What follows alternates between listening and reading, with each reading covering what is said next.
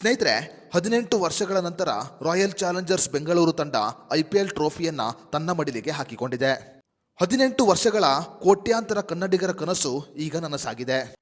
ಇನ್ನು ಈಗ RCB trophy ಗೆದ್ದ ಬೆನ್ನಲ್ಲೇ ಹೊಟ್ಟೆ ಕಿಚ್ಚು ವ್ಯಕ್ತಪಡಿಸಿರುವ ಭಾರತೀಯ ಕ್ರಿಕೆಟ್ ತಂಡದ ಮಾಜಿ ಆಟಗಾರ ಸುನಿಲ್ ಗವಾಸ್ಕರ್ ಅವರು ಈಗ ವಿರಾಟ್ ಕೊಹ್ಲಿ ಅವರ ಮೇಲೆ ಬಹುದೊಡ್ಡ ಆರೋಪವನ್ನ ಮಾಡಿದ್ದಾರೆ. ಫೈನಲ್ ಪಂದ್ಯದಲ್ಲಿ ವಿರಾಟ್ ಕೊಹ್ಲಿ ಅವರು ಹೆಚ್ಚು ಬೌಂಡರಿ ಮತ್ತು ಸಿಕ್ಸರ್ಗಳನ್ನು ಹೊಡೆಯದೆ ಸಿಂಗಲ್ ಮತ್ತು ಡಬಲ್ ಮೂಲಕ ರನ್ಗಳನ್ನು ಮಾಡುತ್ತಿದ್ದರು. ಅದೇ ರೀತಿಯಲ್ಲಿ 12ನೇ ಓವರಿನಲ್ಲಿ ಚಹಲ್ ಅವರು ಎಸೆದ ಎಸೆತವನ್ನ ವಿರಾಟ್ ಕೊಹ್ಲಿ ಅವರು ಲಾಂಗ್ ಆನ್ ಕಡೆಗೆ ಹೊಡೆಯುತ್ತಾರೆ. ಅದೇ ಸಮಯದಲ್ಲಿ ವಿರಾಟ್ ಕೊಹ್ಲಿ ಮತ್ತು ಲಿವಿಂಗ್ ಸ್ಟೋನ್ ಅವರು 2 ರನ್ಗಳನ್ನು ಓಡುತ್ತಾರೆ.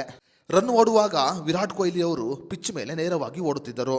ವಿರಾಟ್ ಕೊಹ್ಲಿ ಅವರು ಪಿಚ್ ಮೇಲೆ ಓಡುವುದನ್ನು ನೋಡಿದ ಸುನಿಲ್ ಗವಾಸ್ಕರ್ ಅವರು ಈಗ ಬಹುದೊಡ್ಡ ಆರೋಪವನ್ನ ಮಾಡಿದ್ದಾರೆ. ವಿರಾಟ್ ಕೊಹ್ಲಿ ಅವರಿಗೆ ತಾವು ಹೊಡೆದ ಹೊಡೆತಕ್ಕೆ 2 ರನ್ನುಗಳು ಸುಲಭವಾಗಿ ಬರುತ್ತದೆ ಅಂತ ಗೊತ್ತಿತ್ತು.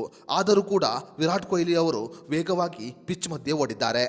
ವಿರಾಟ್ ಕೊಹ್ಲಿ ಅವರು ಪಿಚ್ ಮಧ್ಯೆ ಓಡಿದರೂ ಕೂಡ ಅಂಪೈರ್ಗಳು ವಿರಾಟ್ ಕೊಹ್ಲಿ ಅವರಿಗೆ ಏನು ಹೇಳಲಿಲ್ಲ. RCB ಬ್ಯಾಟಿಂಗ್ ಮಾಡಿದ ನಂತರ ಪಂಜಾಬ್ ಕಿಂಗ್ಸ್ ತಂಡ ಬ್ಯಾಟಿಂಗ್ ಮಾಡಬೇಕು.